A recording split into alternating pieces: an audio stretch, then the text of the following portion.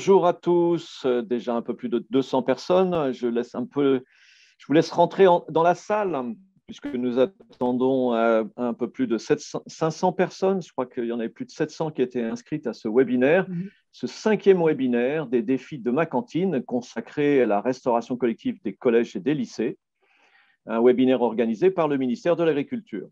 Je vous rappelle que nous avons prévu 6 rendez-vous tout au long de ce premier semestre, les mardis à 14 heures, et notre prochain rendez-vous sera le 14 juin pour les établissements privés. Avec nous, nous avons les représentants de la restauration collective du ministère de l'Agriculture, Frédérica L'Huissier et Valérie Merle, accompagnés par les chargés de déploiement de l'outil Ma Cantine, André, Jennifer et Jean-Baptiste. Tout au long de ce webinaire, vous pourrez poser toutes vos questions, surtout dans la fenêtre QR située en bas de votre écran Zoom. Mais n'hésitez pas surtout de bien les poser dans cette fenêtre-là. Donc, on a un programme très chargé, donc sans plus attendre, nous allons avoir l'honneur d'une introduction de Bruno Ferreira, qui est directeur général de la DGAL du ministère de l'Agriculture. Voilà. Bonjour à toutes et à tous. Je vous souhaite la bienvenue dans notre série de webinaires « Les défis de ma cantine ». Défis, oui, car offrir une restauration collective durable, de qualité et accessible à tous est une attente forte de nos concitoyens et une priorité d'action du ministère de l'Agriculture et de l'Alimentation. La restauration collective nous concerne tous, de la petite enfance aux seniors, en passant bien sûr par les écoles, les hôpitaux, les maisons de retraite, les administrations ou encore les entreprises. Rares sont les périodes de notre existence où nous ne profitons pas de ce service essentiel à la vie en collectivité et qui revêt une dimension sociale forte. La France a su développer une restauration collective unique au monde, exemplaire et inventive. En 2019, nous avons mis en place le Conseil national de la restauration collective. L'objectif ? Mobiliser les acteurs et toutes les forces vives de la filière, des producteurs aux consommateurs, autour de la mise en œuvre de la loi Egalim. Depuis, l'engagement de tous est remarquable. Ces efforts sont d'autant plus admirables dans le contexte de la crise que nous avons traversée ces derniers mois et qui, je le sais, impacte tout particulièrement votre activité. Le beau projet qui vous rassemble aujourd'hui concerne la mise en place de la plateforme numérique Ma Cantine. Là encore, il nécessite la mobilisation de chacun. Le ministère de l'Agriculture et de l'Alimentation, en collaboration avec la Direction interministérielle au numérique, a créé cet outil numérique totalement innovant dans une approche de co-construction avec vous, les utilisateurs et futurs utilisateurs. Cette plateforme permet aux restaurants collectifs d'appréhender facilement l'ensemble des mesures de la loi Egalim les concernant et de bénéficier d'outils de pilotage pour atteindre les objectifs que nous nous sommes collectivement fixés. Nous souhaitons que cet outil devienne progressivement le vôtre et qu'il prenne toute sa place comme site de référence pour l'amélioration des pratiques relatives à l'alimentation dans les restaurants collectifs, mais aussi pour le reporting des efforts conduits pour améliorer l'approvisionnement de vos établissements. Vous le savez tous, depuis le 1er janvier 2022, les restaurants doivent intégrer dans leurs assiettes 50% de produits durables et de qualité, dont 20% de produits bio. Oui, cet objectif emblématique est particulièrement ambitieux. Nous le savions et il constitue un véritable défi pour beaucoup d'entre vous. Mais les progrès sont réels et vous pouvez en être fiers. Cependant, les efforts doivent se poursuivre pour atteindre collectivement la cible fixée. C'est la raison pour laquelle l'État est mobilisé pour vous accompagner. Je formule le vœu que ces webinaires répondent à vos questions et à vos attentes. Encore une fois, je vous adresse mes remerciements sincères pour votre mobilisation et votre investissement sans faille dans l'exercice de vos missions et dans le déploiement des objectifs de la politique de l'alimentation. Je vous souhaite à tous une excellente session. Merci beaucoup pour cette introduction. Je vais tout de suite passer la parole à François Mauvet. Vous êtes président de l'association Cantine Responsable. Merci Laurent. Nous allons procéder à un premier sondage pour savoir qui vous êtes, qui nous avons en face de nous, ce qui nous permettra de mieux adapter nos discours et nos réponses à vos questions. Merci de cocher une des cases, celle qui vous intéresse et qui vous concerne. Et nous clôturerons ce premier sondage dans 20 secondes. Sachant qu'il y a la moitié qui a déjà répondu. Oh, ben alors maintenant, tout le monde est très professionnel. Affiche les résultats, Laurence. C'est très bien. C'est bon, on est bien à 90% comme souhaité. Je vais faire un sondage. Intéressant, c'est de voir l'image. Donc, nous avons évidemment, heureusement, beaucoup de gestionnaires d'établissements et nous avons beaucoup d'autres. Alors, les autres, bien évidemment, vous ne formalisez pas. Il y a beaucoup d'associations qui ont du mal à se reconnaître dans ces questionnaires. Beaucoup de diététiciens, diététiciennes, nutritionnistes et effectivement tous les acteurs périphériques, j'allais dire, de la restauration collective. Donc, nous ferons une analyse un peu plus détaillée de qui vous êtes. Merci Laurence de ce sondage. Nous allons maintenant passer, j'allais dire, à l'état des lieux. De quoi parle-t-on aujourd'hui? Et je vais vous proposer un diaporama.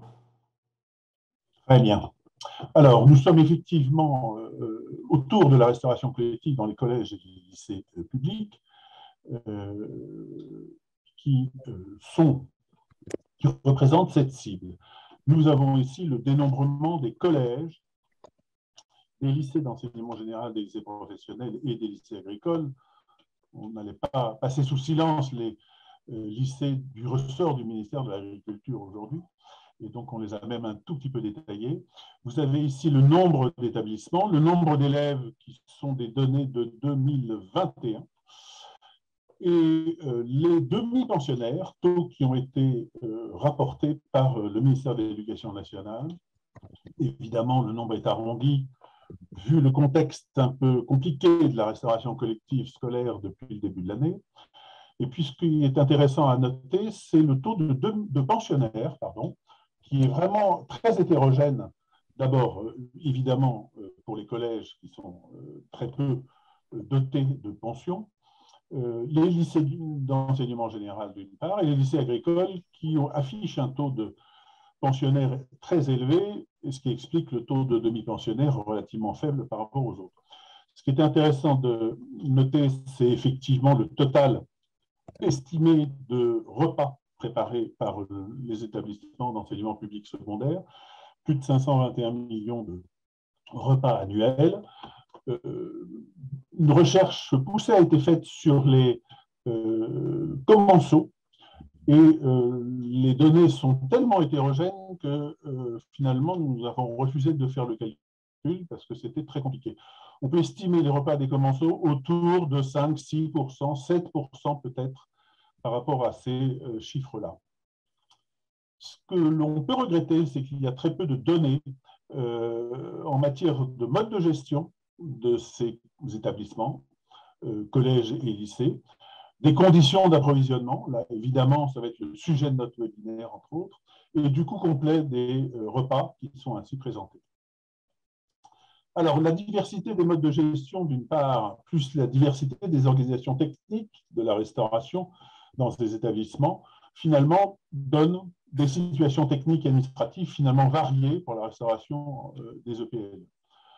Nettement moins hétérogènes que dans d'autres domaines que nous avons déjà vus dans les précédents webinaires, que sont les hôpitaux et les EHPAD. Et donc, les statuts publics de gestion, sur lesquels nous n'avons pas de données, encore une fois, peuvent être les suivants, très caricaturés, gestion publique, gestion directe, service public en prestation de services avec un prestataire externe qui produit les repas, dans les locaux du gestionnaire. Un autre mode de prestation d'un prestataire externe qui produit des repas et les livre au gestionnaire, c'est un des cas de figure les plus fréquents. Et le service public en concession en délégation de service public qui se rencontre encore dans une proportion moindre dans les établissements publics d'enseignement. Et qui fait quoi en matière alimentaire et d'alimentation et de rendu compte en gouvernance de la restauration collective dans les établissements publics? Eh bien, vous avez maintenant finalement cette diapositive qui est assez standard quand on parle de statut public, qui vous résume le qui fait quoi selon les modes de gestion. J'ai terminé cette Merci François. présentation.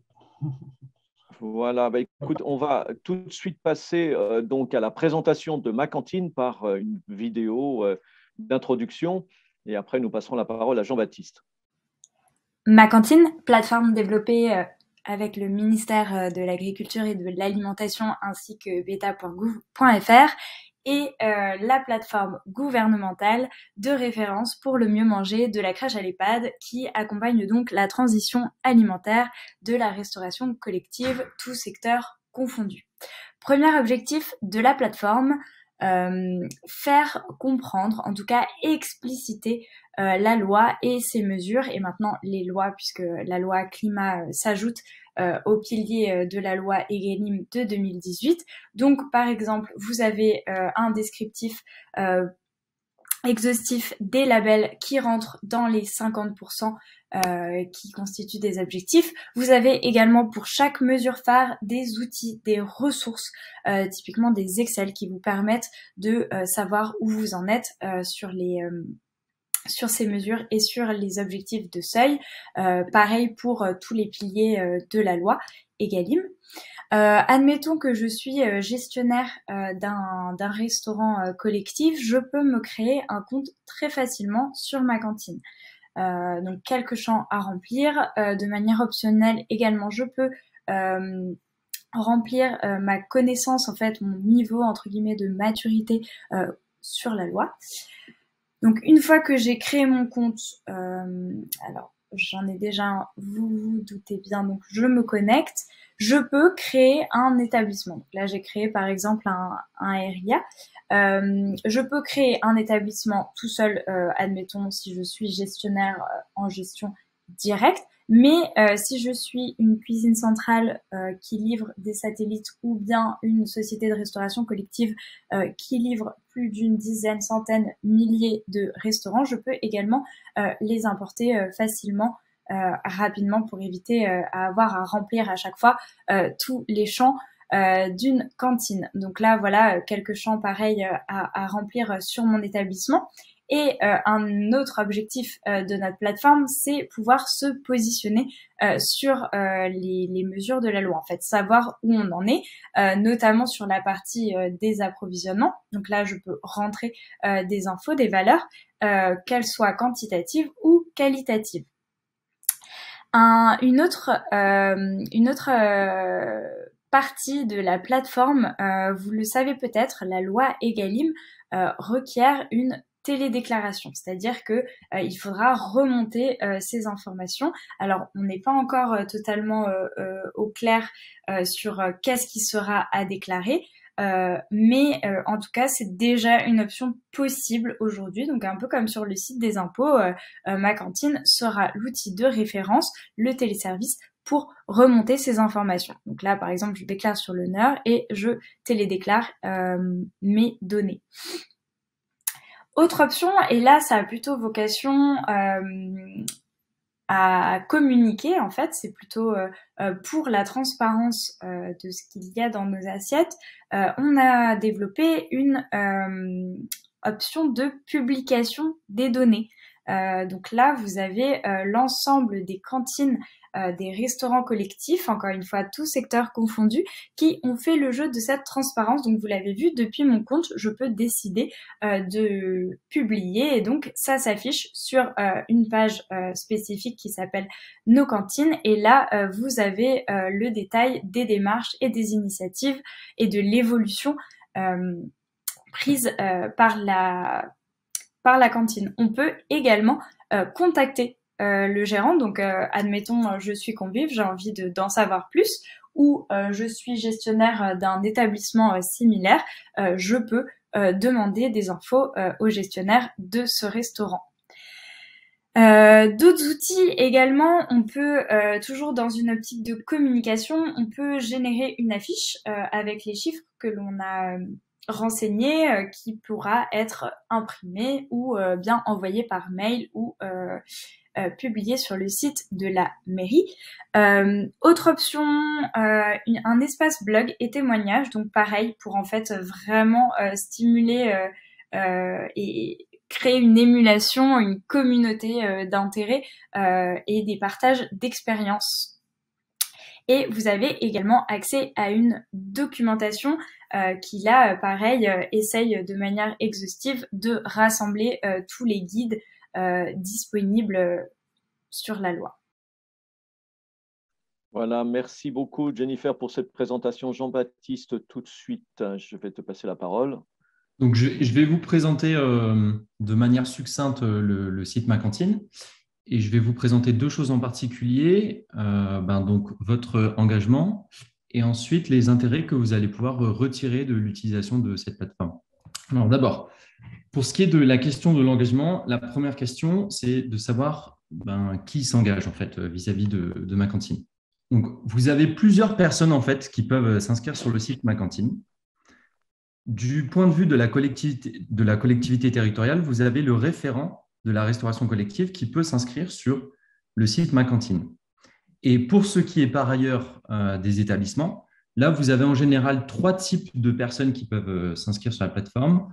Le directeur d'établissement et ou l'intendant, le gestionnaire et ou le chef de cuisine.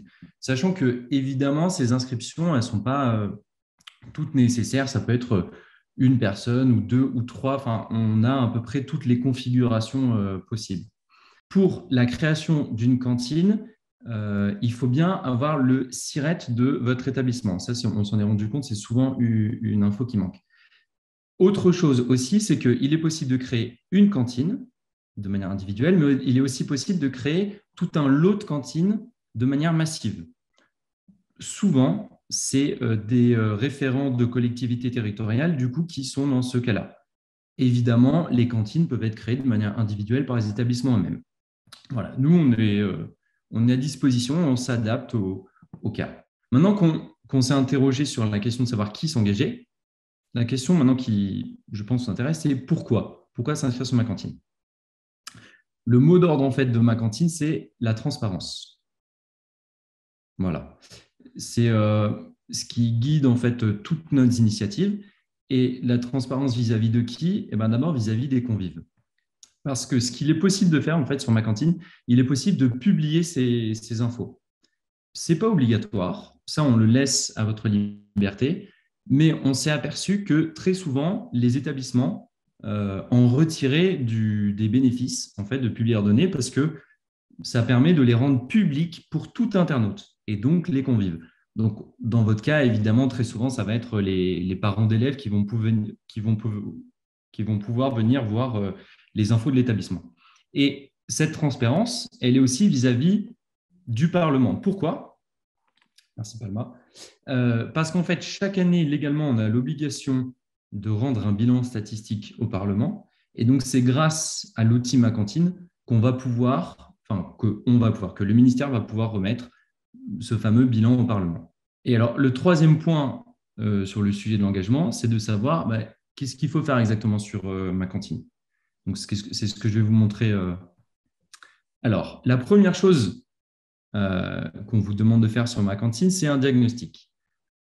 À quelle fréquence il faut le faire ? Il faut le faire une fois par an. Et ce diagnostic, il est composé de 5 volets. Voilà. Je ne vais pas aller plus avant parce que Jennifer, dans sa vidéo, le présentait. Et parce qu'aussi, on a des ateliers de création de comptes qui sont organisés de manière hebdomadaire dans les semaines à venir. D'ailleurs, je vous donnerai les dates en fin de présentation. Et on peut vous aider pour remplir ce genre de diagnostic. La deuxième chose qu'on demande, c'est la télédéclaration. C'est très simple. En fait, la télédéclaration, une fois que vous avez rempli votre diagnostic, vous avez juste à appuyer sur le bouton « Télédéclarer ». Sachant que le diagnostic, vous pouvez évidemment le remplir en plusieurs fois. C'est-à-dire que vous remplissez un jour une partie des données, vous cliquez sur « Valider ». Valider, ça fait simplement sauvegarder les données. Ensuite, vous pouvez revenir à loisir au cours de l'année. Et à la fin de l'année, pour l'instant, la période de télédéclaration, elle n'a pas encore été, les dates n'ont pas encore été données. Ça sera probablement fin d'année 2022, début d'année 2023. Vous pourrez télédéclarer, c'est-à-dire envoyer les informations à l'administration.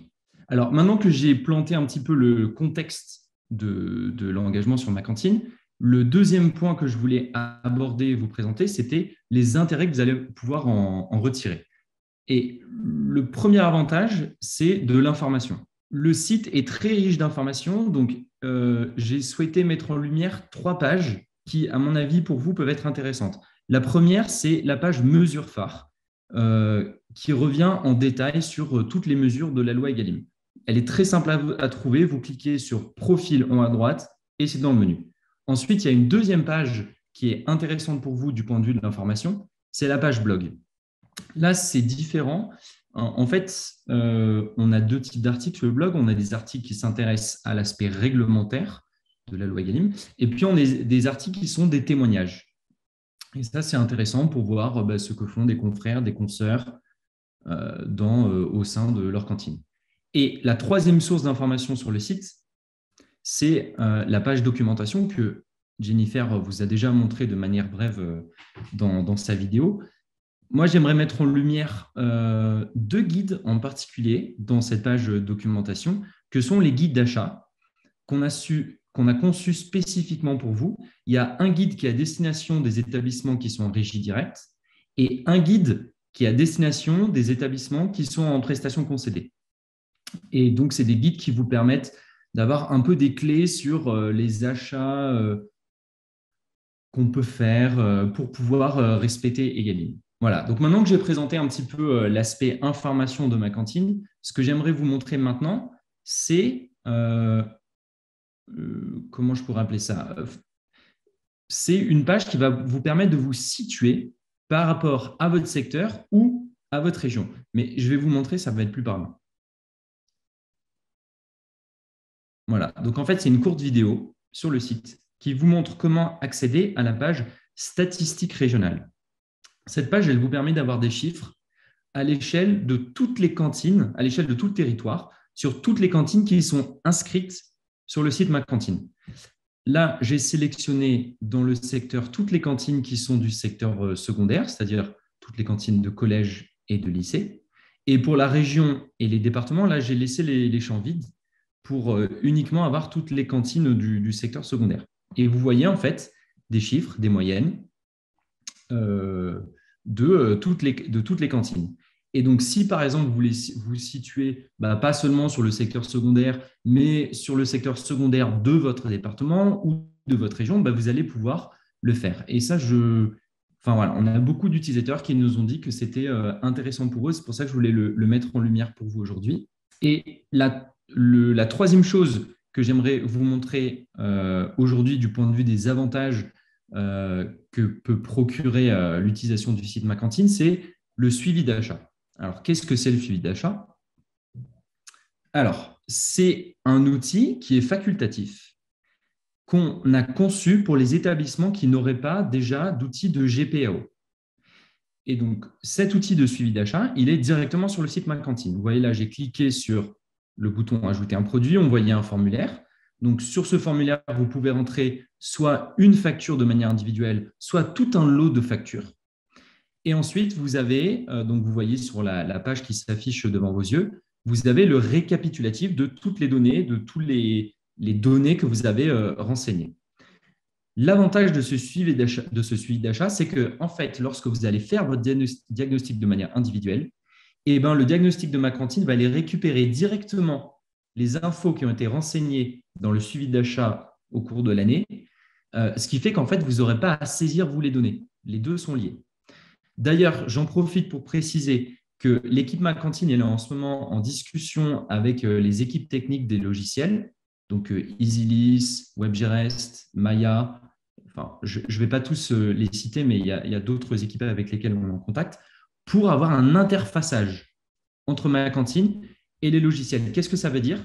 Ça veut dire qu'à terme, en fait, vous n'aurez même pas à saisir manuellement les chiffres qui sont demandés de manière annuelle. Vous utiliserez votre outil de GPAO et directement, Ma Cantine ira chercher les données qui se trouvent sur l'outil.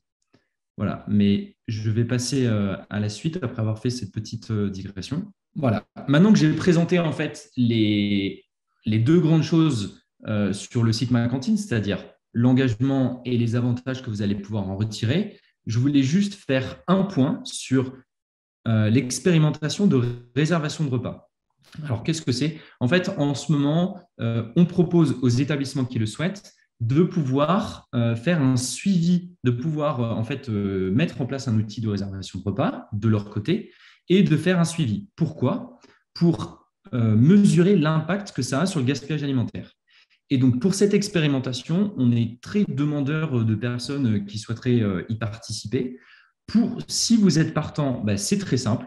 En fait, vous allez sur votre compte Ma Cantine, vous allez sur le diagnostic, et là, vous verrez, il y a un gros onglet visible qui vous permet de vous inscrire. Et si jamais vous n'avez pas encore de compte, ça peut être l'occasion de se créer un compte et ensuite d'aller vous inscrire dans le volet qu'on a conçu à cet effet. Pour les personnes qui voudraient avoir de l'aide pour se créer ce compte, à l'issue de ce webinaire, je vais animer un atelier d'aide à la création de compte. Donc, ça sera à 15h30 une fois qu'on aura terminé le webinaire. Donc, si vous souhaitez vous créer un compte, vous êtes les bienvenus. Moi, je serai là pour vous aider à vous créer un compte et éventuellement voir un peu plus sur le diagnostic. Outre le rendez-vous que je vous propose donc à l'issue du webinaire d'aujourd'hui, comme je l'évoquais plus tôt, on a planifié des webinaires d'aide à la création de compte. Donc là, vous avez 4 dates, le 1er juin, le 8 juin, le 10 juin et le 23 juin.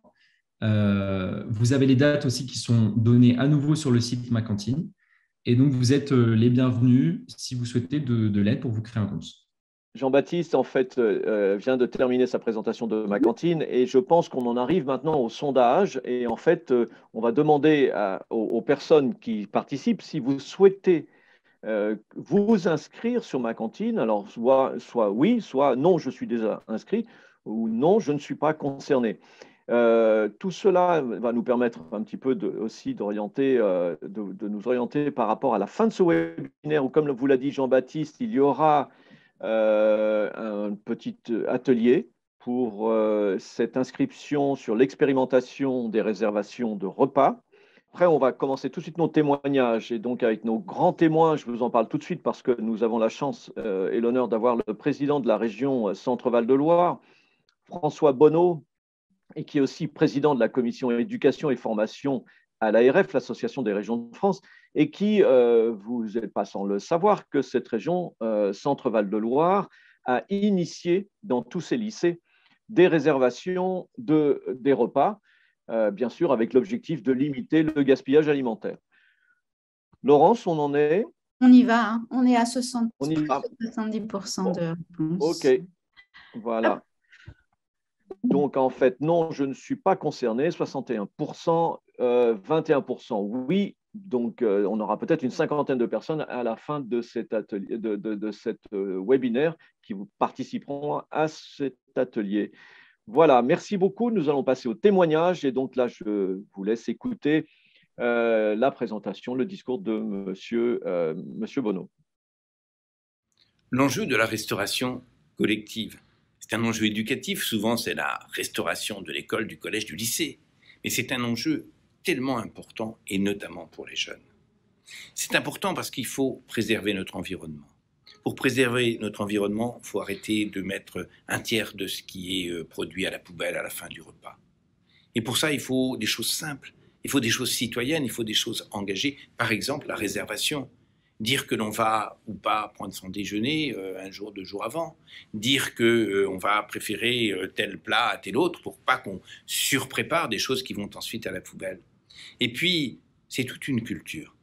C'est une culture, c'est une fierté, c'est un bonheur de savoir que le producteur local, le transformateur qui est le cuisinier, l'équipe de cuisine, le consommateur qui est ce jeune lycéen, collégien, vont finalement faire une famille au service de la qualité, au service du plaisir de consommer, mais aussi au service de la protection de notre environnement. Et si on fait ça, le producteur y gagne, le paysan du coin y gagne, notre territoire y gagne.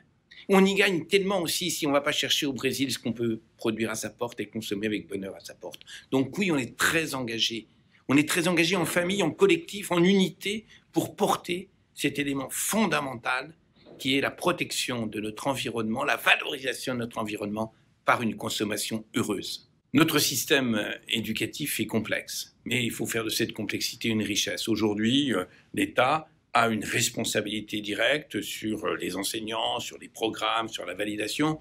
Cela doit être préservé. Aujourd'hui, nous avons les conditions de fonctionnement de l'établissement qui dépendent de la région pour les lycées, du département pour les collèges, de la commune pour les écoles. C'est une responsabilité très importante, c'est le cadre de vie des jeunes, ce sont les outils informatiques qui sont à disposition, c'est le repas qu'on prend le midi, c'est les conditions d'hébergement. Ce sont des conditions fondamentales et souvent les collectivités vont encore plus loin en aidant les projets culturels, en aidant les projets sportifs, en aidant les projets de prise en compte de l'environnement. Et puis, c'est complexe parce qu'il y a un troisième élément qui est l'établissement lui-même.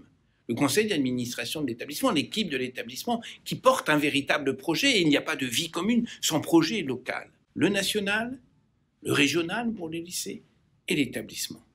Comment pouvons-nous articuler cela? Non pas dans des contraintes. L'autre veut et je suis obligé de le faire, ça ne marche plus. C'était une vision militaire qui a 2 siècles. Comment nous pouvons articuler ça dans une vision dynamique? Ça passe par une convention.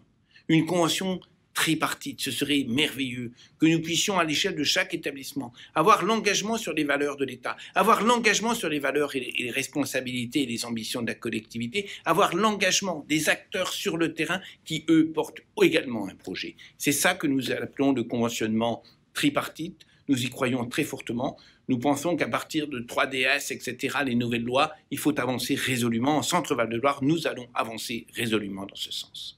Merci à Monsieur le Président du Centre Val de Loire. Et tout de suite, justement, pour rebondir sur cette question d'organiser, articuler cette nouvelle dynamique entre les établissements et les collectivités, nous avons l'honneur de recevoir elle est là parmi nous, Agnès Lebrun. Vous êtes élue, enfin, et aujourd'hui en charge des relations avec les collectivités au ministère de l'Éducation nationale.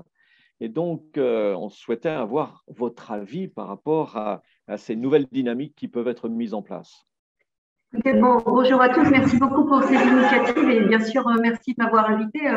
Je ne pouvais rêver meilleur orateur avant mon intervention que celle de François Bonneau parce que je crois que vraiment nous inscrivons dans le même chemin. Peut-être… J'aime bien fonctionner par repères. Quelques repères, à mon sens, que nous devons tout le temps garder, quelle que soit la position que nous occupons, garder à l'esprit. D'abord, la restauration scolaire n'échappe pas au fait d'être régie par des principes généraux qui eux-mêmes sont des principes régis par la loi. Donc, le président Bonneau l'a rappelé, la commune pour le premier degré, le département et la région pour le second degré ont la responsabilité de la restauration scolaire. Donc, je dirais que le président Bonneau parlait de coordination tripartite pour avoir été élu pendant très longtemps et avoir aussi comme maison professionnelle l'éducation nationale. Sans ironie, mais avec exigence, je peux dire que nous sommes tous condamnés à nous entendre. C'est-à-dire que les principes généraux, c'est une chose. Les enjeux, nous les partageons parce qu'ils sont collectifs. Ce sont des enjeux évidemment sanitaires, ce sont des enjeux sociaux, naturellement. Ce sont aussi des enjeux éducatifs, mais je dirais plus loin, ce sont des enjeux culturels. Et c'est là, je crois que nous avons à jouer notre rôle. Je prends 2 exemples très vite pour ne pas occuper la parole, mais pour la commune, il se trouve que j'ai été maire pendant plus de 12 ans d'une commune où nous servions dans une cuisine centrale 3800 repas par jour. Ça, c'était avant Egalim et nous avions, parce que nous sommes dans une zone de production agricole et probablement c'est un peu plus facile, nous avions la volonté politique, c'était vraiment un axe fort politique, d'une part, augmenter les ingrédients, les produits provenant de l'approvisionnement local. Je dis bien approvisionnement local, je ne parle pas de bio, on est avant Egalim, hein, mais on était sur l'approvisionnement local et je m'en expliquerai. De réduire le gaspillage et de donner du sens en effaçant le plus possible la frontière entre le temps scolaire et la pause méridienne qu'on appelle généralement le repas de midi, qui est, on le sait, pour beaucoup d'élèves, le seul repas qu'ils prennent dans la journée. Eh bien, ce travail, nous l'avons mené, je vous renvoie, ce n'est pas du tout pour en faire la publicité, mais nous en avons quand même eu une certaine fierté, le média social Brut, qui est venu nous filmer. Si vous tapez Commune Bretonne, gaspillage ou restauration scolaire, vous tomberez là-dessus. Comment avons-nous fait? Ce que je veux prouver en donnant cet exemple, c'est qu'on ne peut rien faire tout seul. Nous avions la volonté politique. En tant qu'employeur, j'ai embauché des gens qui adhéraient à ce projet. Nous avons formé beaucoup. Et puis, nous avons parlé et échangé aussi beaucoup, et ça a été dit tout à l'heure, avec les parents d'élèves et avec les élèves. Un exemple tout à fait précis et peut-être pas caricatural, mais qui parle beaucoup. Le problème des algues. Nous habitons dans une zone où il y a des algues alimentaires. Et évidemment, ça n'est pas l'aliment spontanément préféré des élèves de CM2. Eh bien, au terme d'une année de travail, où il a fallu associer les enseignants, leur présenter le projet, associer les cuisiniers, leur présenter le projet, associer les producteurs, leur présenter le projet, leur dire que les acheteurs d'algues n'étaient pas seulement des touristes en goguette qui venaient acheter un petit bocal d'algues, mais que ça pouvait être également des cuisines centrales et des collectivités. Eh bien, nous avons réussi, à force de démonstration, aussi d'accueil des parents, de formation, en transversalité avec cours évidemment ad hoc au sein du temps scolaire pour que les élèves apprennent. Eh bien, nous avons réussi à introduire les algues comme aliment dans les repas au moins une fois par semaine. Et ça, cet exemple-là montre bien que tout est possible, si je puis dire, parce que, évidemment, la première approche, vous en doutez, n'était pas la bonne. Ensuite, pour ce qui est des communes,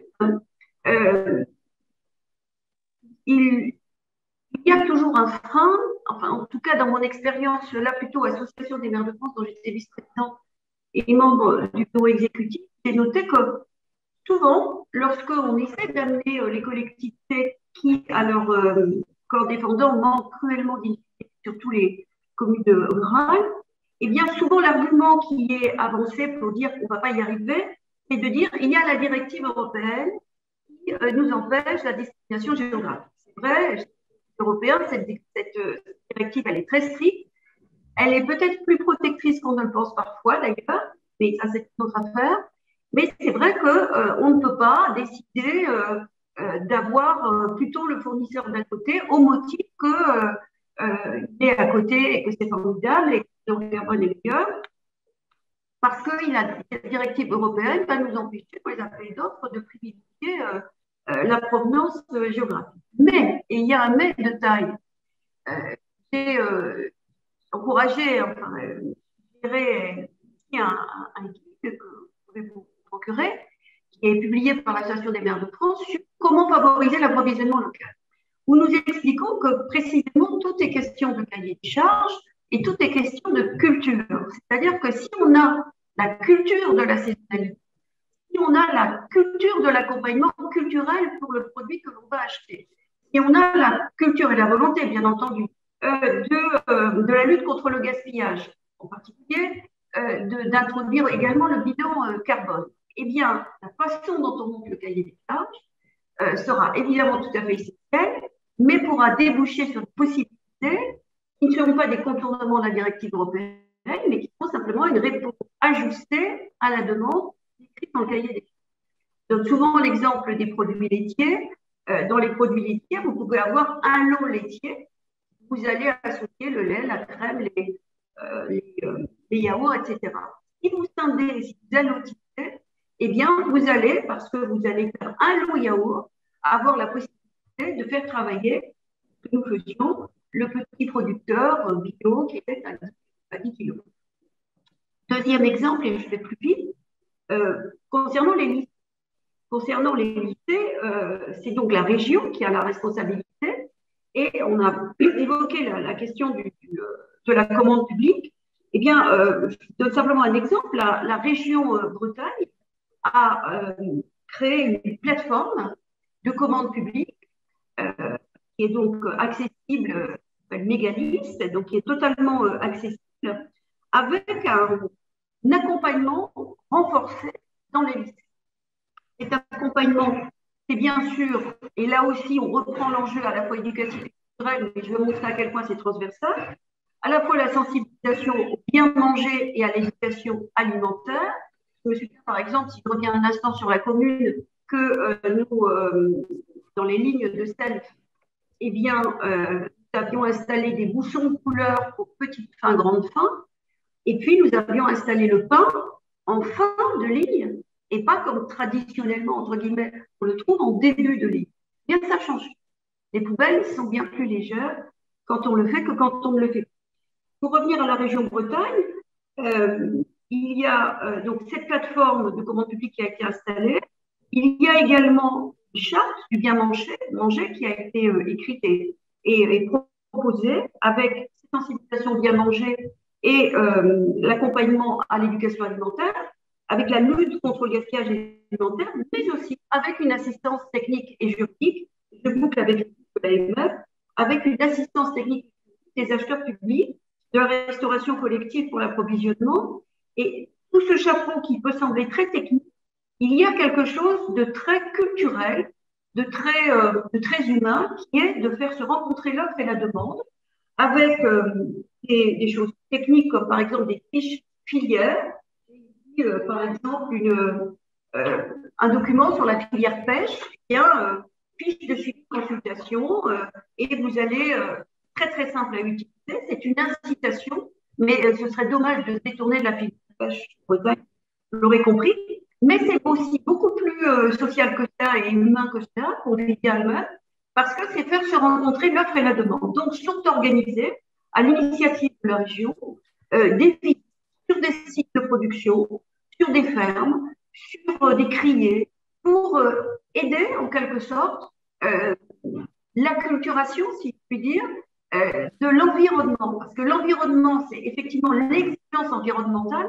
mais c'est aussi la connaissance de son environnement. Tout à l'heure, je parlais de saisonnalité.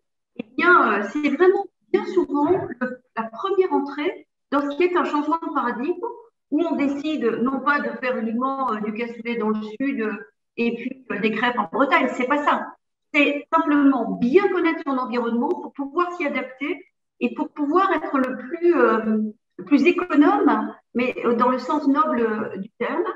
Et bien sûr, l'aboutissement de tout ça, c'est tous les liens avec le scolaire, où il peut y avoir à la fois des informations en dehors de la pause méridienne, des ateliers en particulier, des ateliers de cuisine, c'est tout à fait facile à faire dans les communes tout particulièrement, et puis beaucoup plus loin aussi dans les matières disciplinaires. Et pour terminer sur ce que disait François Bonneau, effectivement, quand on arrive à avoir tous ces objectifs et à en remplir quelques-uns, je l'espère, eh bien, on a vraiment le sentiment de l'appartenance et d'abord de l'appropriation et ensuite de l'appartenance à une grande famille parce que cette famille, bien que chacun ait un rôle très différent, eh bien, chacun a le même objectif. Ça devient une ambition collective.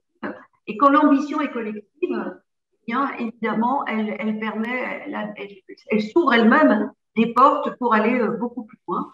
Chacun sait qu'on va beaucoup plus loin ensemble. Pardon pour cette… Madame Lebrun, merci beaucoup pour votre témoignage. J'en profite pour souligner que Thomas Hutin, du département de la Somme, en a profité pour mettre la référence du guide de l'AMF donc dans discussion. Donc, je le remercie.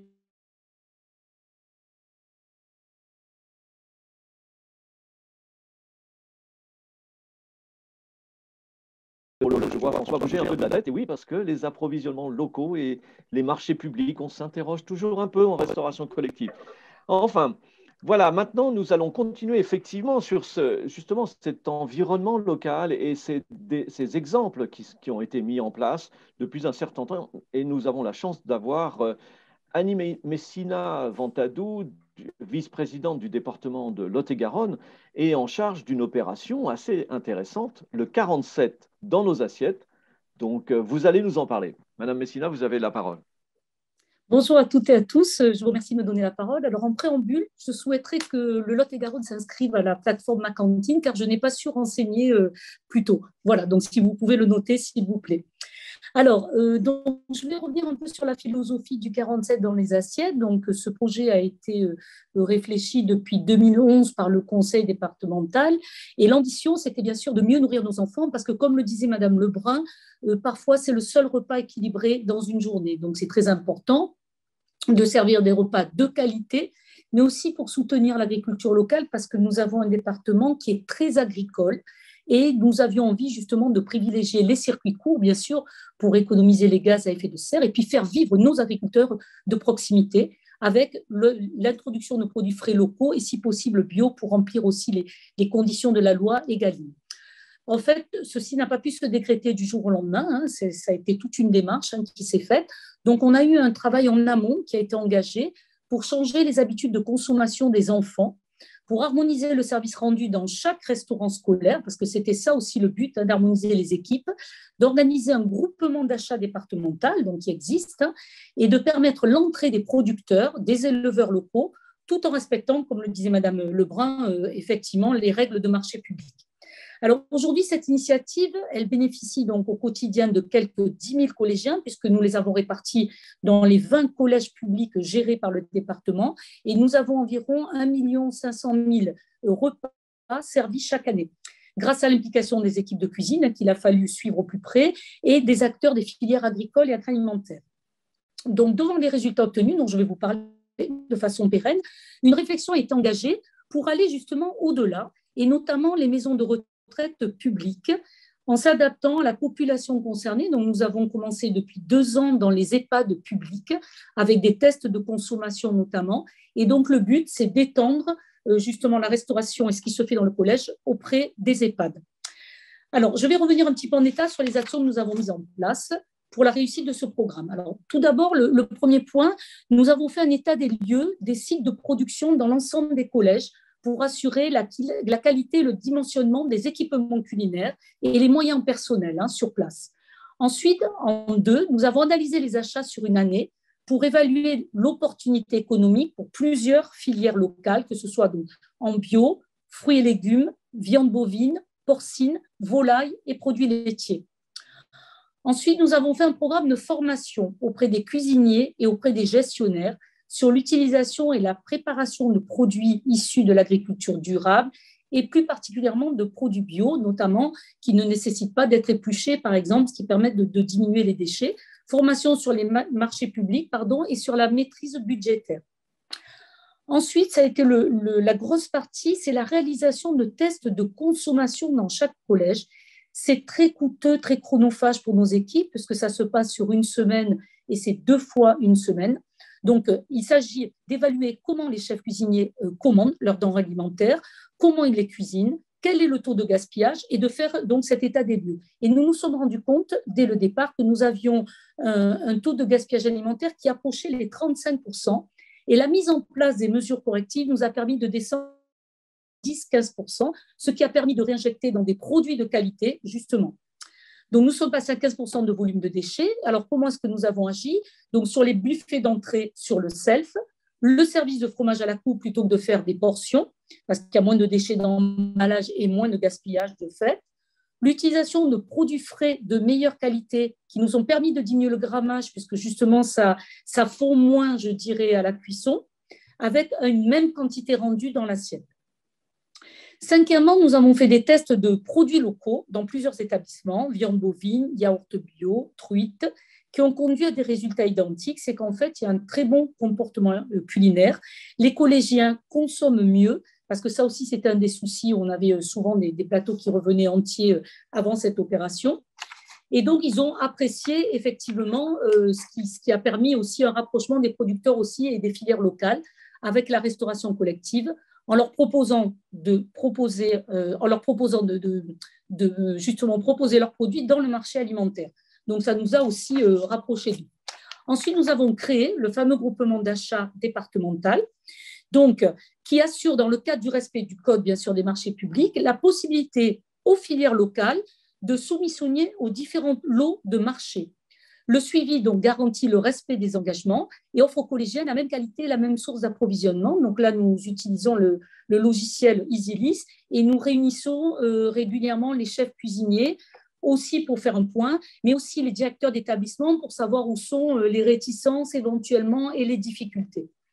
Alors le résultat est là, c'est que nous avons environ 80% de produits frais, voilà, qui ont doublé, hein, puisqu'on avait une majorité de produits surgelés, donc le reste étant des produits secs. Nous nous approvisionnons bien sûr dans le Lot-et-Garonne en majorité, mais parfois nous devons aller dans le Gers, en Gironde, donc c'est du local, mais essentiellement sur le Lot-et-Garonne, mais ça peut être un petit peu au-delà.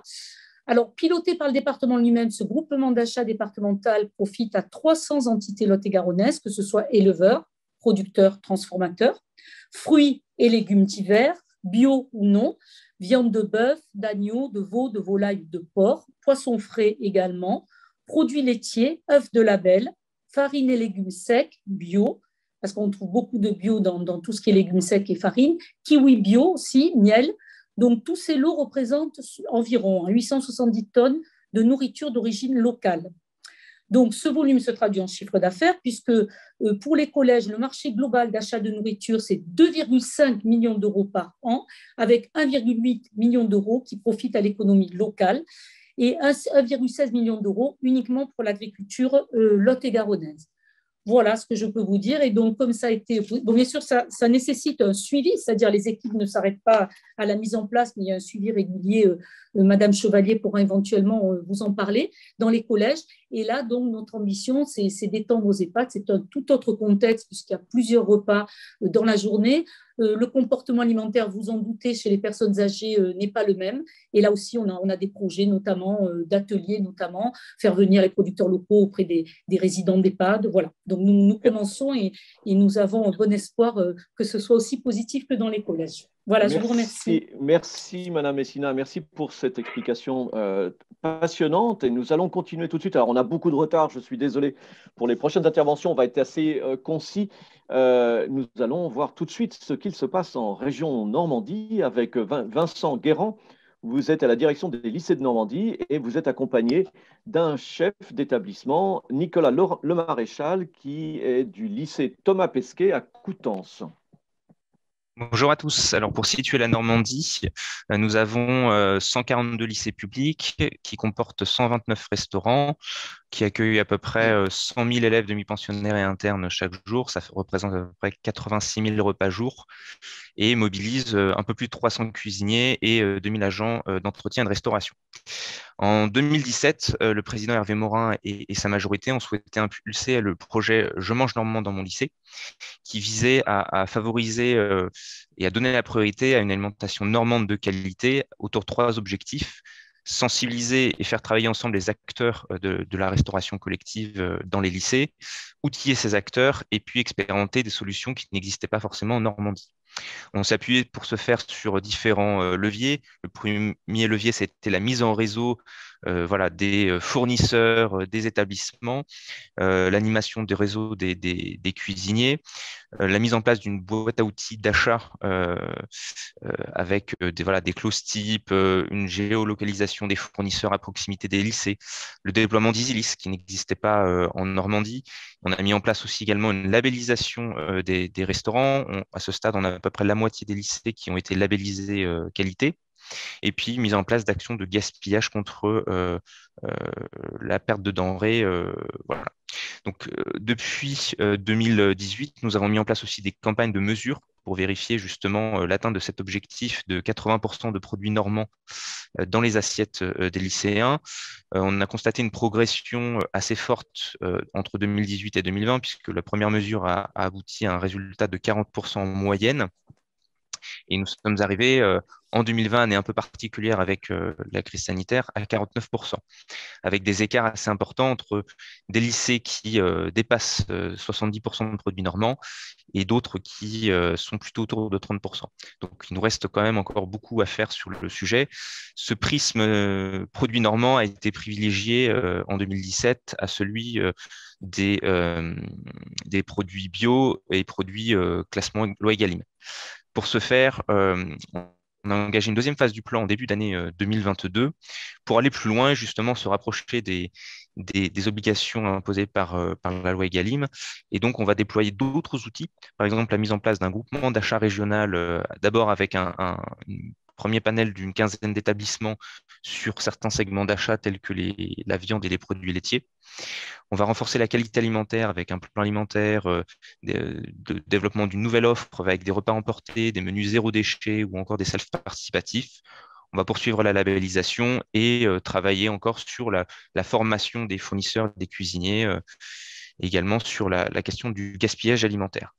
Aujourd'hui, effectivement, certains d'entre vous l'ont souligné, on fait face à une inflation des prix des denrées et de l'énergie. Nous sommes actuellement en réflexion sur la révision des tarifs de restauration pour la rentrée scolaire 2022, de manière à pouvoir donner un peu d'air au budget des établissements sans toutefois bouleverser l'économie des familles.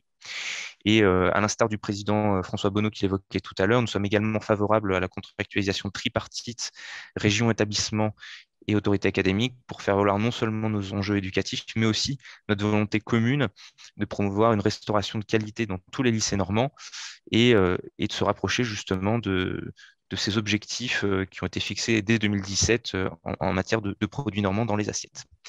Voilà. Merci beaucoup. Je vais passer tout de suite la parole à Nicolas Lemaréchal. Alors vous, Thomas Pesquet, il ne vous a pas inspiré pour faire venir des produits de l'ISS, de l'espace. Ça vient, c'est vraiment local chez vous. Bonjour à tous. Après tout, si on regarde à l'échelon de l'espace, la Lune n'est pas si loin. Donc on pourrait imaginer que les produits lunaires sont des produits locaux. Pour autant, on n'en a malheureusement pas encore trouvé jusqu'à présent. Plus sérieusement, et pour rebondir sur ce que disait M. Guérand, effectivement, le lycée Thomas Pesquet, nous, c'est un lycée qui est très très jeune, puisqu'il est né d'une fusion entre deux anciens lycées qui datent de 2017. Et nous avons construit donc une cuisine centrale qui gère le pôle de restauration mutualisée des 3 lycées publics de Coutances. Et nous réalisons actuellement 2200 repas par jour. Donc, le plan Je mange normand a été un véritable tremplin et a permis de booster les achats locaux, puisque si effectivement l'établissement s'était déjà inscrit dans cette démarche auparavant, ça nous a quand même permis, via tous les outils qui ont été mis en place par la région Normandie, et notamment cette fameuse carte interactive disponible pour tous les chefs de cuisine, qui permet vraiment de recenser au plus près de chez lui la ressource disponible, afin de pouvoir mettre en place des sourcings en amont de construire les marchés, pour pouvoir vraiment aller chercher où est-ce qu'est la ressource disponible, et ensuite construire son marché en fonction de la ressource locale qu'on a. Donc ça, c'est vraiment un élément très important. On a également, nous autres, les chefs de cuisine, des rendez-vous qui sont régulièrement organisés sous forme un peu de speed dating avec des entreprises locales. Donc ça, à l'instar des chambres de commerce, mais également de la région de Normandie, qui nous permettent de pouvoir rencontrer tout un tas de producteurs locaux, et donc du coup de faire un premier contact pour voir un petit peu ce qu'il y a de disponible, et en même temps, à la suite, pouvoir enclencher des choses un petit peu plus pérennes. Nous avons effectivement la chance de travailler avec le logiciel Gibus, qui a donc permis de pouvoir un peu mieux mesurer nos achats locaux. À Thomas Pesquet, on est plutôt bien impliqué dans le plan Je mange normand, puisqu'on est aux alentours de 65% de produits normands, avec vraiment des produits très qualitatifs. Il faut savoir que notre région est très, très riche en termes de ressources, que ce soit au niveau marin qu'au niveau de la terre. La petite problématique qu'on peut rencontrer aujourd'hui, comme le soulignait M. Guérand à juste titre, c'est qu'on fait face tristement, à cause de la situation internationale, à des augmentations très importantes. Nous sommes d'ailleurs actuellement en plein marché public, et on peut malheureusement constater une augmentation générale, toute famille confondue, d'environ 14%, ce qui n'est pas rien à l'échelle d'un budget au sein d'un établissement. Donc, effectivement, il va falloir attendre de voir quels seront les arbitrages qui seront pris en termes d'augmentation. Mais il est vrai que ça nous inquiète, d'autant que on a vraiment à cœur de booster un petit peu tous ces achats en faveur du respect de la loi Egalim. Et je reconnais aujourd'hui que si pour les achats de produits labellisés, on est plutôt pas mal placé, on a été un petit peu obligé de mettre le frein sur l'achat des produits bio, parce que cette augmentation de tarifs que nous subissons de droite et de gauche ne nous permettent pas de vouloir avancer aussi vite qu'on le souhaiterait. Voilà. Merci beaucoup. Effectivement, vous avez 63% de produits locaux, mais vous disiez que vous avez quand même la chance d'avoir des labels et du bio localement, ce qui vous permet peut-être aussi de répondre aux objectifs de la loi Egalim, puisque le local ne fait pas partie de la loi Egalim, je le répète. Et donc là, maintenant, une autre région, alors avec d'autres caractéristiques, la région Île-de-France. Et pour en parler, nous avons la chance d'avoir Laetitia Bamonte, directrice de la réussite des élèves du pôle lycée, et Martial Blanc, qui est chef de service hébergement, restauration et action sociale. Je vous passe la parole. Merci, bonjour à toutes et à tous. Est-ce que l'écran s'affiche pour tout le monde? C'est parfait, merci. Donc, il s'agit d'une infographie qui synthétise la politique de restauration durable de la région Île-de-France autour de 2 principaux objectifs et d'une boîte à outils complète pour permettre leur atteinte. Ces 2 objectifs, c'est en premier lieu améliorer la qualité des produits avec une cible qui est 100% de produits locaux, dont 50% de produits bio dans les restaurations scolaires franciliennes et un menu végétarien quotidien, avec une mise en œuvre progressive et une expérimentation qui a démarré à la rentrée 2022. Et un second groupe d'objectifs autour de la lutte contre le gaspillage alimentaire, avec ici une cible de diminution de 50% du gaspillage d'ici 2025. La particularité de l'Île-de-France, l'une des particularités, en tout cas, c'est vraiment les volumes qui sont gérés dans les restaurations scolaires. On parle de 475 lycées, dont 420 lycées avec une production sur place, près de 27 millions de repas par an, 1500 agents régionaux qui interviennent exclusivement en restauration et près de 8000 au total si l'on compte les agents qui interviennent à temps partiel, à titre non exclusif, dans les demi-pensions. Donc, évidemment, c'est une dimension tout à fait spécifique et je ne m'appesantirai pas sur la physionomie un peu particulière de notre région qui fait que malheureusement, les opportunités sont peut-être un peu moins nombreuses qu'en Normandie, pour faire un clin d'œil aux collègues qui viennent de s'exprimer. On voulait insister sur la dimension conduite du changement de ce projet de restauration durable, puisque en fait, on s'adresse vraiment à différents types de publics avec des ressorts qui ne sont pas les mêmes pour la conduite du changement. On s'adresse ici en premier lieu aux établissements publics locaux d'enseignement, donc les lycées publics d'Île-de-France et en particulier à leurs équipes de direction. Un autre de nos leviers publics secondaires ou vecteurs de mise en œuvre et de déploiement de cette politique régionale, ce sont bien entendu les agents de la collectivité en poste dans les lycées. Et puis, in fine, nos usagers finaux, ce sont les élèves et les familles qui, pour une partie d'entre elles, doivent également être convaincues du bien fondé des évolutions très, très significatives qui sont en cours dans les demi-pensions des lycées d'Île-de-France. Donc, pour ce qui concerne les établissements, les équipes de direction, on est sur un schéma qui est assez descendant. On a vraiment fait un effort d'explicitation des objectifs politiques de la région dans la convention qu'on a conclue avec chacun des établissements au mois de septembre dernier. Et cette convention, elle intègre véritablement l'ensemble des objectifs de la politique régionale de restauration durable et elle en fait des objectifs partagés, des objectifs de l'établissement dont le chef d'établissement est à la fois garant et comptable. Donc, ça s'accompagne d'un dispositif de remontée d'informations et d'indicateurs qui est assez important, tout à fait significatif et qui surtout doit donner lieu ensuite à un dialogue de gestion pour permettre la mise en place d'un accompagnement des établissements qui ne parviendraient pas à atteindre ces objectifs. On a une équipe de techniciens de restauration dont c'est l'une des missions que d'aller ensuite offrir des services adaptés à la situation et éventuellement aux difficultés qui sont rencontrées par chaque lycée.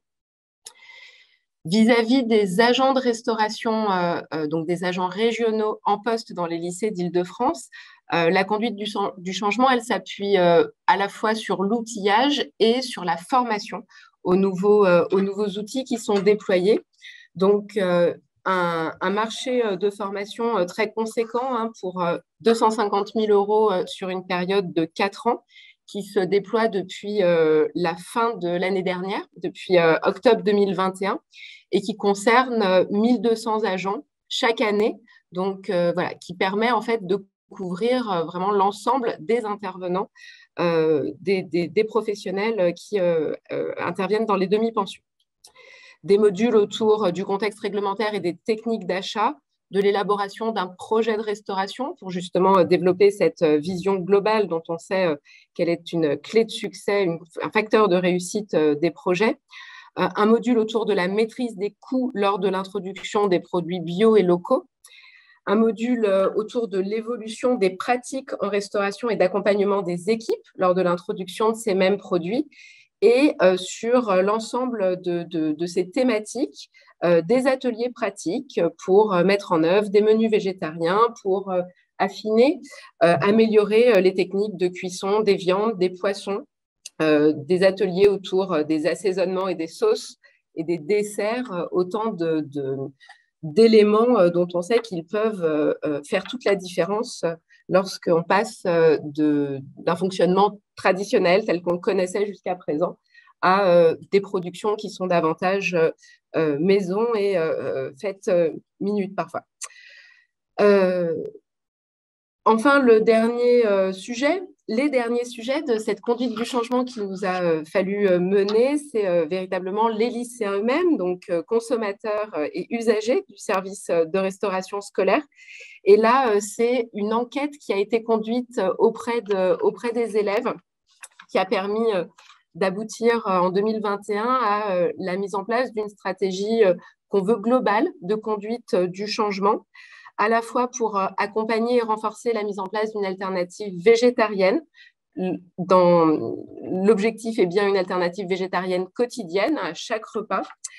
C'est une mesure qui rencontre une adhésion significative de la part de notre public, puisque c'est plus de 15% des élèves qui avaient déclaré qu'ils étaient déjà végétariens ou assimilés.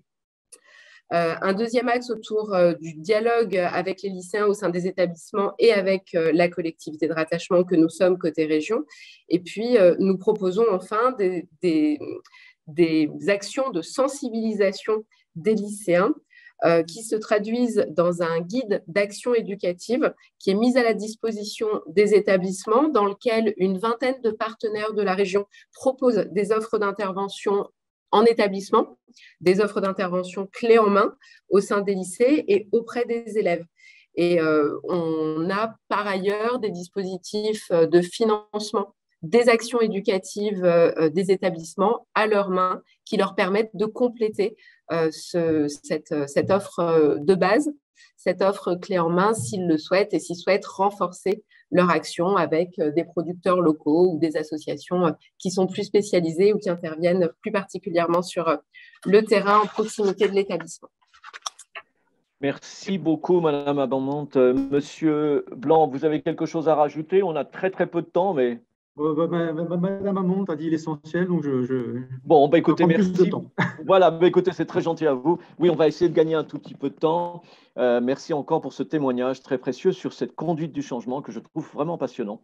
Et donc maintenant, nous allons passer la parole à deux personnalités intendants. Pour commencer, bien sûr, honneur aux hommes, peut-être. Non, allez, c'est une blague. Éric Torel, vous êtes de l'association APAS, vous êtes intendant à Lille, et après, je passerai la parole à Sophie Biazzuti, vous êtes membre du bureau de l'AJ, et vous êtes au lycée Montaigne à Bordeaux. Monsieur Torel, je vous passe la parole. Vous avez très peu de temps. Excusez-moi, parce qu'on a vraiment beaucoup de retard. Bonjour, excusez-moi, j'avais mis le son, mais pas la vidéo. Je vais essayer de faire court et néanmoins de vous faire part un petit peu des spécificités locales. J'ai entendu parler beaucoup de groupements d'achat depuis tout à l'heure, mais en fait, sur les Hauts-de-France et sur l'Académie de Lille, la spécificité, c'est que les groupements d'achat, c'est historique, ça a toujours été en place, quel que soit le code des marchés publics des années d'il y a longtemps. Et en fait, dans les années 2015-2016, la région Nord-Pas-de-Calais à l'époque s'est appuyé sur cette existence de groupements d'achat un petit peu dispersés sur l'ensemble de l'académie pour cartographier et du coup essayer d'unifier et de proposer un maillage fin du territoire par des groupements d'achat. Et on en est un petit peu aujourd'hui à cette histoire-là, où il y a une petite dizaine de groupements d'achat proposés dans l'Académie de Lille. Et on essaye de les faire aussi grandir côté Aix-Picardie. Donc effectivement, je suis coordonnateur de groupement d'achat depuis 2012 et un groupement d'achat en 2012, aujourd'hui 2. Et ça représente d'un côté 193 adhérents pour le marché bio sur l'ensemble des Hauts-de-France et un petit 80 pour les fruits et légumes et les poissons.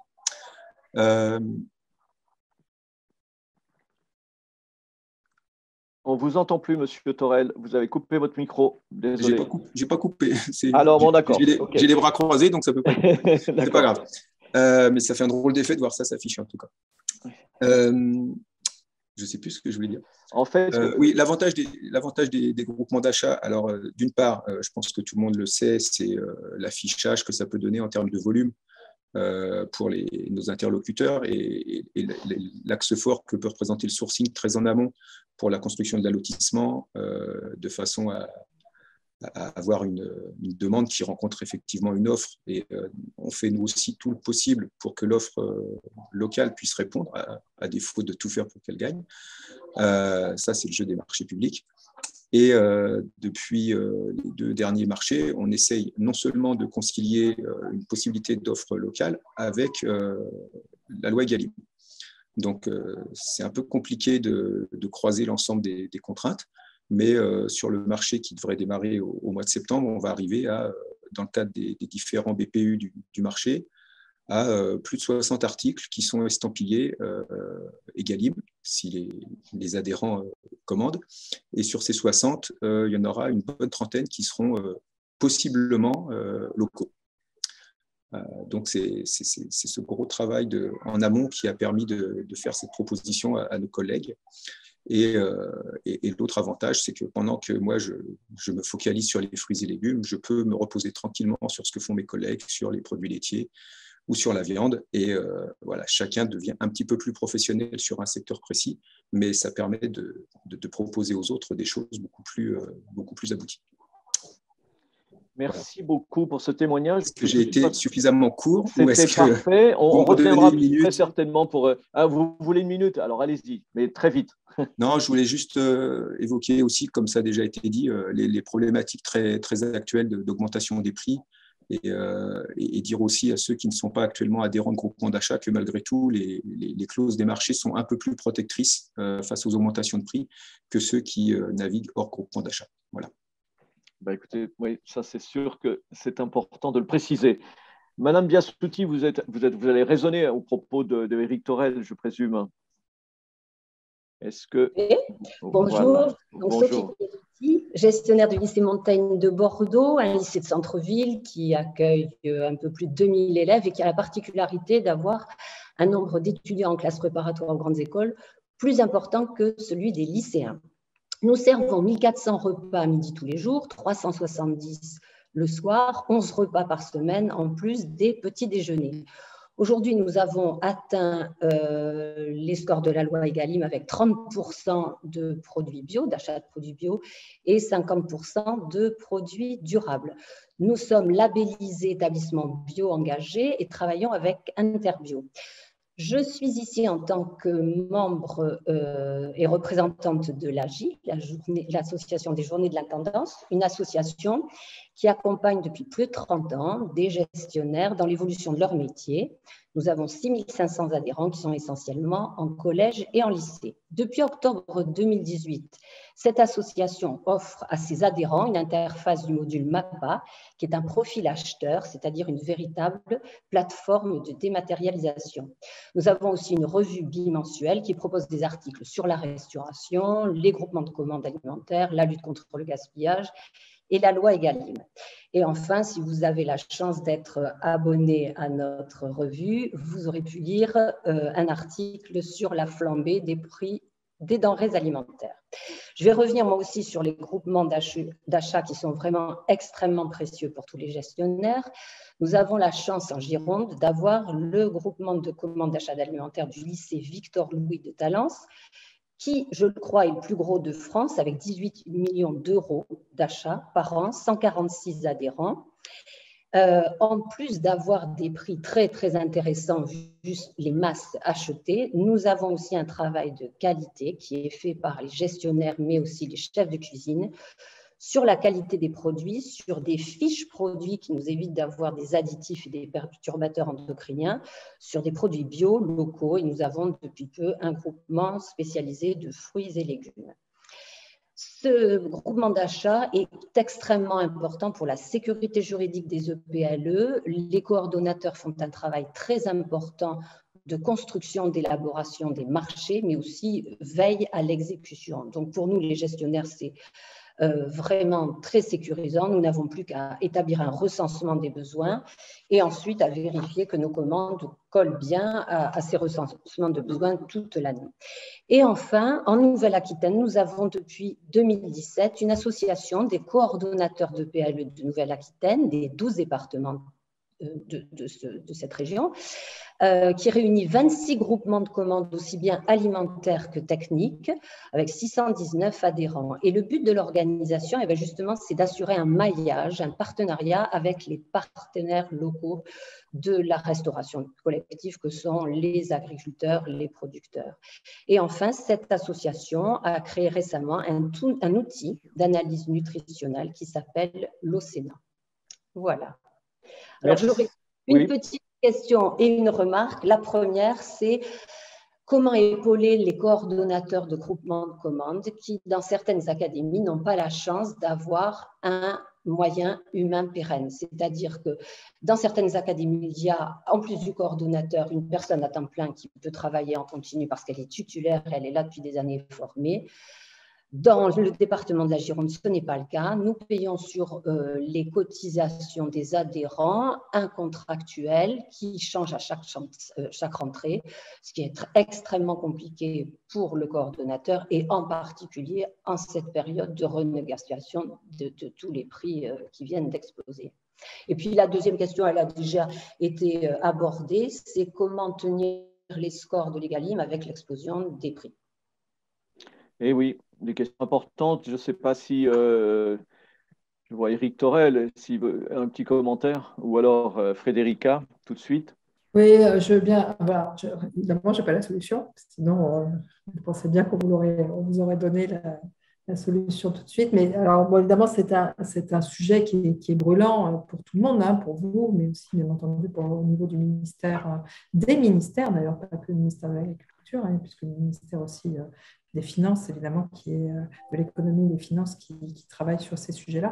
Juste pour vous dire que nous, on travaille donc dans le cadre du Conseil national de la restauration collective. Donc, évidemment, les ministères ont été saisis très vite de cette question et des remontées des acteurs, hein, que ce soit les fournisseurs, les restaurateurs, alors restaurateurs au sens large, hein, vous êtes des restaurateurs collectifs, voilà. Et nous montons donc un groupe de travail là, dans le cadre de ce Conseil national de la restauration collective, spécifiquement sur cette question économique. Et donc la première séance, donc on est en train de l'installer, la première séance aura lieu la semaine prochaine. Voilà. Donc c'est un sujet sur lequel on travaille. C'est là-dessus que je voulais intervenir. Bon, donc nous avons une partie de la réponse. Alors, nous allons rester quand même en Nouvelle-Aquitaine, puisqu'on voit que la Nouvelle-Aquitaine est très active.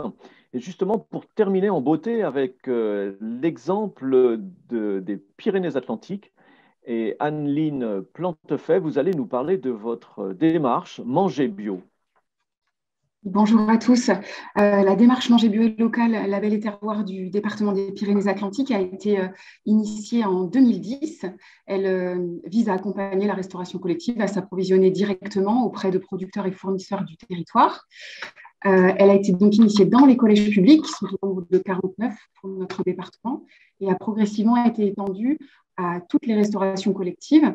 Donc, dès 2015, les élus du département ont souhaité amplifier les débouchés aux producteurs locaux en étendant aux EHPAD, puis en 2016 aux foyers pour adultes handicapés. En 2017, via une convention de partenariat avec l'Association des maires, aux communes pour leurs écoles, puis aux crèches, aux foyers de protection de l'enfance, aux collèges privés et tout récemment aux établissements pour enfants en situation de handicap. C'est pourquoi le périmètre aujourd'hui s'étend à 156 établissements de restauration collective sur tout le territoire, accompagnés par les services du département et ses partenaires, qui sont mis en relation donc, avec 140 fournisseurs de producteurs et artisans locaux qui produisent et transforment dans le département et vendent en circuit court, avec au maximum un intermédiaire de vente. Et en termes de résultats, on est à 43% de produits bio et locaux en moyenne. Et dans les collèges, pour ce qui nous concerne aujourd'hui, on est à 23% de produits bio et 24% de produits locaux, dont la majorité sont en approvisionnement direct et donc peuvent être intégrés dans les critères de la loi Egalim comme produits durables.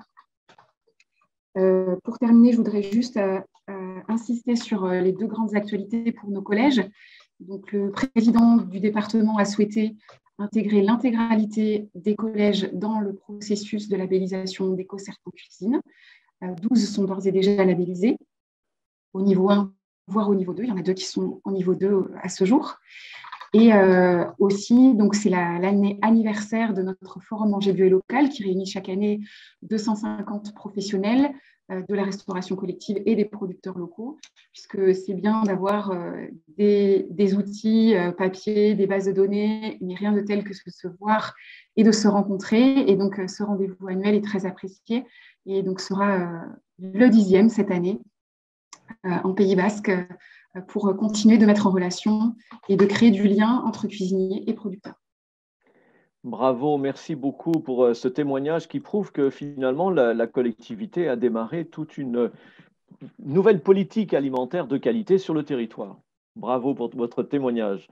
Nous allons tout de suite démarrer les questions et en même temps faire un dernier petit sondage. En fait, de quoi avez-vous besoin en priorité pour appliquer la loi Egalim ?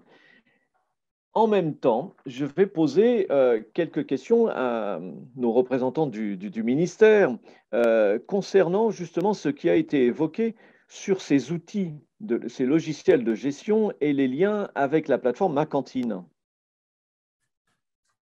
Alors, je pense que, Laurent, du coup, cette question s'adresse plutôt à moi. Alors, la réponse que je peux faire, c'est un petit peu ce que vous a présenté Jean-Baptiste dans sa présentation. Là, on est actuellement en train de faire le tour des principaux éditeurs de logiciels. Alors, bien sûr, ce n'est pas du tout exhaustif, mais dans l'idée de voir avec eux comment l'information est restituée par leur outil et comment il peut être possible que ces outils dialoguent en fait avec les outils dont dispose Ma Cantine pour l'instant, qui sont principalement l'informatif, qui permet donc de rapatrier des informations sur les données d'achat. C'est les données qui sont les plus compliquées à récupérer. Donc, voilà, le travail est engagé. L'idée, c'est vraiment d'aller vers quelque chose de simple et de ne pas refaire saisir des informations, évidemment, aux utilisateurs. Donc, cette question est actuellement prise en charge, je dirais, mais n'est pas résolue pour autant, puisque la biodiversité est grande chez les éditeurs de logiciels. Et donc, voilà, on va essayer de trouver une solution qui s'adapte à peu près à tout le monde. Bravo pour cette métaphore. J'ai une question pour François. En fait, les données que tu as présentées au début, elles datent bien de 2021, nous demande Emma Baudouin. Oui, je l'avais indiqué, 2021. Voilà, on a quand même des questions sur l'appro local. Et l'appro local, et j'aimerais quand même voir un petit peu, on est à Patrice Carougel qui pose cette question. Appro local, il faut un compte, est-ce payant? Est-ce que vous parlez bien de cette plateforme d'approvisionnement locaux qui est mise en place par les départements? Je ne sais pas si dans les départements, vous avez des plateformes qui sont payantes. Est-ce que dans les Pyrénées ou dans le Lot-et-Garonne? Je vais continuer puisque c'est un blanc. Pour les Pyrénées-Atlantiques, on a référencé les producteurs et artisans en mesure de livrer la restauration collective. qu'on a dans une base de données qui est administrée par le département, les services. Donc, c'est une mise à disposition gratuite. C'est une disposition gratuite, d'accord. Pour les établissements volontaires, tout à fait. Voilà, comment faites-vous? Parce que finalement, c'est un achat de dernier moment, ou est-ce que finalement, par rapport au calendrier des achats, par rapport aux prévisions, comment est-ce que la restauration collective travaille avec ces plateformes? Alors, on a mis à disposition un contrat type, un marché de gré à gré, donc qui est conforme au Code des marchés publics et qui permet justement cette planification sur le long terme et donc d'éviter des achats ponctuels qui ne structurent pas les filières et qui peuvent mettre en difficulté les producteurs qui ont besoin de planification, d'organisation pour pouvoir adapter leur production. Donc, c'est des outils qu'on met à disposition et qui sont ensuite utilisés ou non par les professionnels de la restauration collective qui sont accompagnés. D'accord, merci beaucoup. Et donc, là, de ce coup, on a effectivement quelques autres témoignages. Et la plateforme AgriLocal 38, dans le département du 38. Alors, attendez, je ne suis pas bon avec les départements, il va falloir m'aider là. Isère. Isère, bravo. Bah, là, mais oui, tu vois. Bon, ben voilà, j'ai été collé. Et donc, il y a effectivement ces plateformes qui sont beaucoup déployées par les départements. Je ne sais pas, Éric Thorel, vous en pensez quoi de ces plateformes? Vous travaillez avec des plateformes comme ça, même dans le Nord?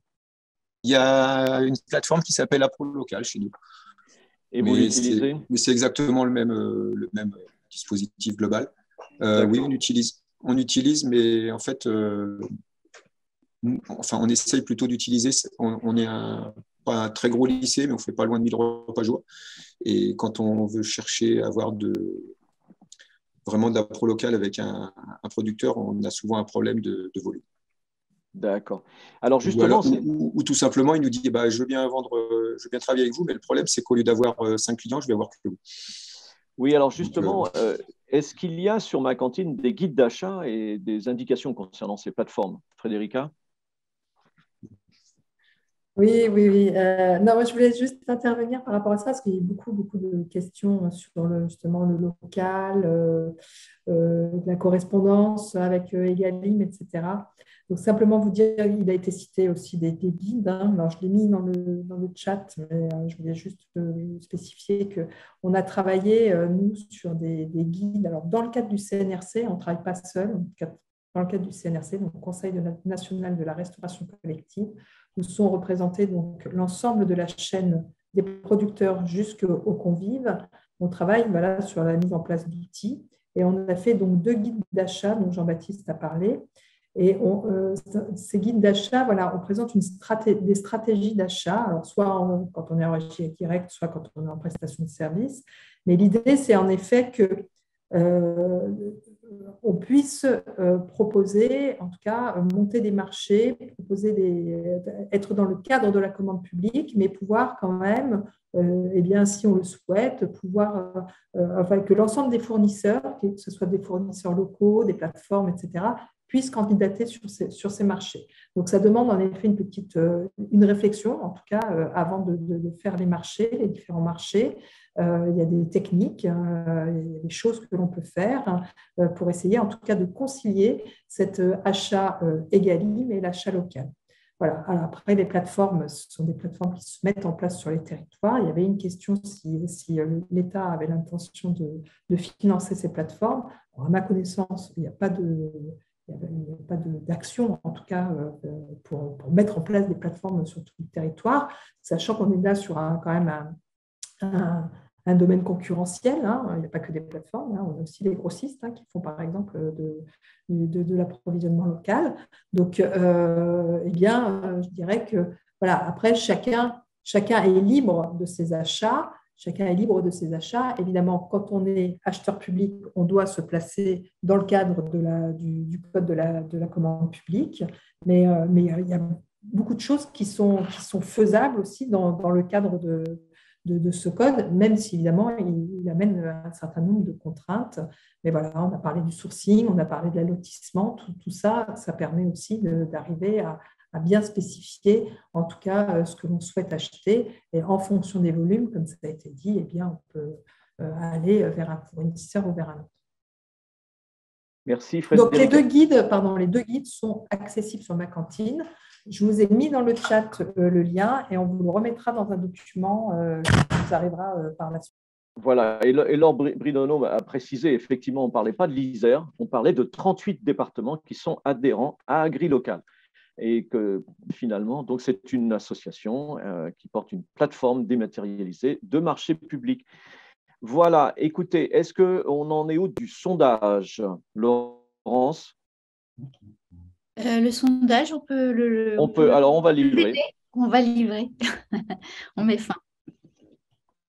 Voilà. Et François, je te laisserai les commentaires. Merci. Très original, puisque c'est la première fois que l'évolution du prix du repas sort en tête par rapport à l'ensemble des sondages qu'on a fait dans les précédents webinaires. Donc, on va encore une fois exploiter un peu tout ça, et puis on vous en livrera les enseignements en ligne sur le site de ma cantine et sur le site de Défis et Controverses. Effectivement, bon, parce que donc, nous avons pris un peu de retard et veuillez nous en excuser. Merci beaucoup à tous ces intervenants avec tous finalement ces exemples différents qui nous permettent de découvrir que la restauration collective est très engagée sur les territoires, en particulier dans les collèges et les lycées. Nous avons donc pris en compte un certain nombre de questions et les autres questions auxquelles on n'a pas pu répondre, vous aurez les réponses. Nous envoyons une newsletter avec les réponses aux questions. Voilà, le webinaire sera disponible dans quelques jours sur la chaîne YouTube Défis et Controverses, où vous retrouverez sur cette même chaîne Défis et Controverses tous les autres webinaires que nous avons faits. Et notre prochain rendez-vous, c'est le 14 juin, de 14h à 15h30, pour parler des établissements privés. Enseignement. Voilà. Enseignement, voilà. Et encore une fois, merci à vous tous. Et à tous. Et donc, à très, très bientôt.